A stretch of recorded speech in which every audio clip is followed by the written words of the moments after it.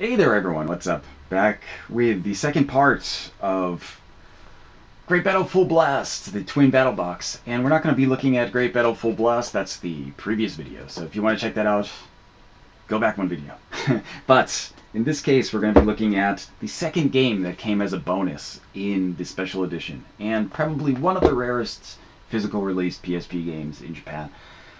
If not the rarest, I'm not sure, but I've heard it's quite rare. But that is this game right here. Battle Dodgeball 3. It's only available physically in the special edition of Great Battle Full Blast, which makes it somewhat rare. I've seen lots of copies of this, of Great Battle Full Blast Special Edition, minus this game. And I've seen this game sold separately from the special edition for more than the cost of buying the special edition alone, which is kind of strange to me, but I've seen it. And first, I should probably explain this. Battle Dodgeball 3. This is essentially a dodgeball game. Dodgeball is in the name, you should expect that.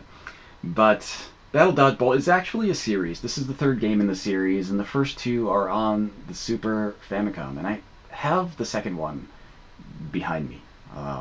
You can't see it.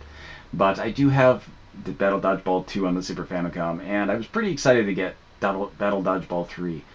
And let me explain a bit about it. If you've ever played Super Dodgeball on, or I guess the Kunio-kun dodgeball games on the Nintendo or NES, or any of the further ports, there's a PC Engine port, and they remade it on the Neo Geo. So if you've ever played any of those kind of Battle Dodgeball type of games, this is one of those. And it's very similar to those. If you've played Super Dodgeball and you enjoy it, you'll enjoy this. Though the mechanics are not exactly the same.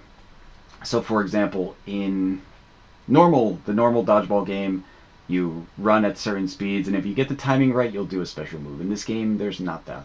There is a standing throw, a running throw, and then you have a special maneuver that you can do once you've built up enough energy. And beyond that, though, the basic gameplay mechanics are the same. So you can throw the ball, catch the ball, knock out enemies. That's the point of dodgeball. I mean, it's not simple, but there is something special about this one. It's kind of a dodgeball RPG, and not a very long RPG, and not a very in-depth RPG, but an RPG nonetheless. You've got a team of 3 characters. You start off with one main character, and you can recruit other characters as you go through the game to make a more powerful team. And each character has a set of stats that you upgrade with experience. You have random encounters, kind of. They're all on a map. So you have an overworld map that you're going through to attempt to find these kind of sacred weapons. And the sacred weapons are like this glowing armor and a magical necklace and a fiery dodgeball, which is, goofy in a way. It's goofy. And goofy in a way you'd expect Kamen Rider, Ultraman, and Gundam in a dodgeball game to be. So, you can't really complain. You jumped into it knowing it was a dodgeball game starring Tokusatsu characters. So, we've got a lot of things like... let me talk about the graphics, actually. That's important. The graphics for the game are almost identical to the kind of Super Famicom era dodgeball games. They're not exactly the same ones, because the characters in this game, there's newer ones. You get characters that are newer than those games were, so they had to make at least some new ones. But I think they're all made new. I haven't compared them, but I'm pretty sure they're all made new. And Battle Dodgeball 3. Also, there is a story, beyond you're fighting kind of renegade Gundams and Kamen Riders and Ultramen, who are the standard enemies in the respective universes. So there's not like new characters or anything. It's all recognizable characters, and you'll fight allies as well in dodgeball matches, so that you can recruit them into your party.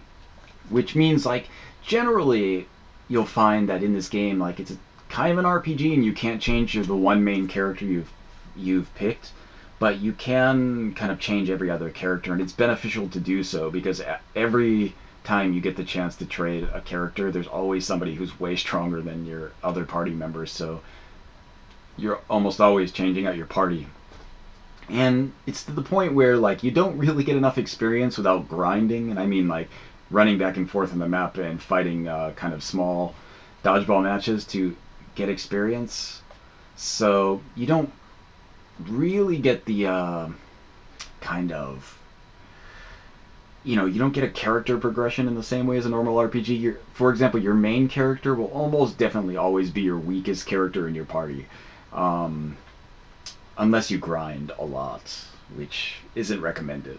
I mean, if you really like dodgeball, I guess you could, but it's not necessary because you can, you know, just fight the next match and get a much stronger character. So it's always easier just to keep recruiting new characters than to put a lot of work into leveling up one character.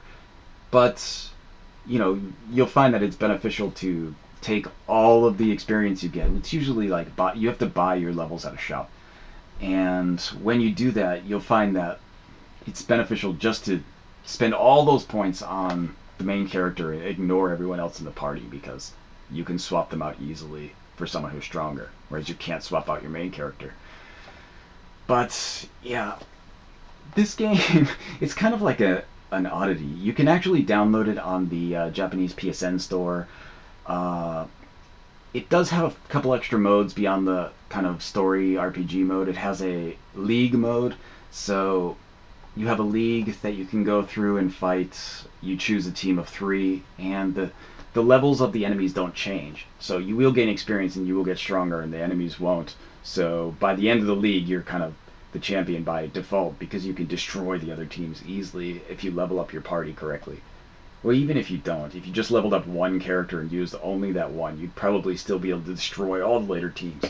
But what matters is that in the league, after you win the first league championship, the league kind of goes into new league plus or whatever, and you have a you know, stronger league. So it's beneficial to, why do I keep saying beneficial? It's good to it's good to, you know, just upgrade your party evenly and specialize them in certain categories. So when you get into the higher leagues, you can still dominate with all of your characters instead of one that's just way overpowered.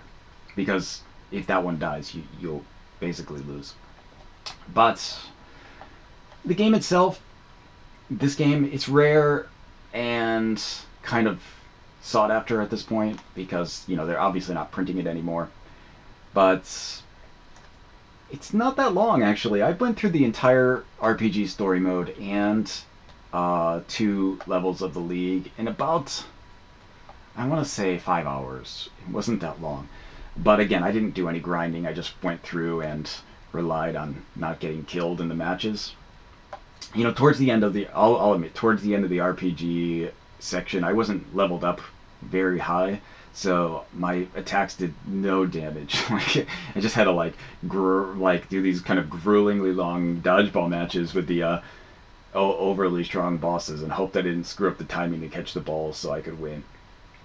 But generally, it's not terribly difficult, even if you do that. So, and again, both of these games, Battle Dodgeball 3 and Great Battle Full Blast, which comes with it, are perfectly playable with no knowledge of Japanese. You don't need to know any, and it's kind of a fun experience, Battle Dodgeball 3.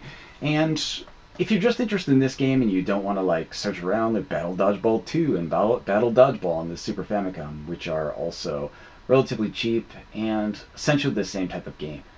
Of course, if you like specific characters that are newer, you might not have those in the old games. But if you like the older characters, they're also in this game, but the newer characters are not in the older ones, obviously, because they weren't made yet.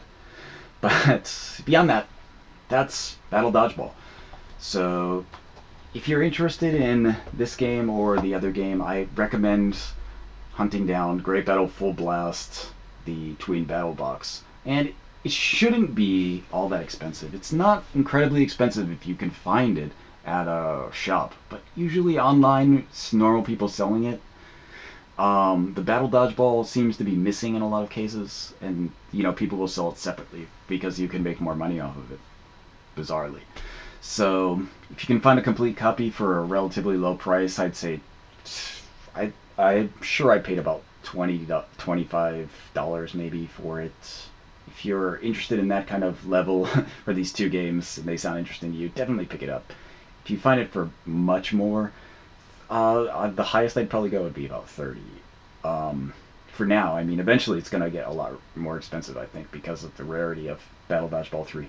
But beyond that, they're kind of fun, classic style games. They're really like new style games of classic Super Famicom games. And it's a real kind of like, it's not, if you're into retro games and you're into kind of old school design, and I'm not saying like it's old school like it's dated. I mean, it kind of is, but it's fun in a way that it's updated, but still in that same kind of purist Super Famicom design. So they're pretty good games, and if you're fans of the the licenses that are part of the game, or if you're just a fan of these kind of like platforming beat 'em ups or Battle Dodgeball games, definitely pick up the box set. It's a good deal for what it is. And none of these games are exceedingly long, so it's a good deal. So I kind of rambled on here a bit, so I'm gonna end this video, and I guess I'll catch you guys next time.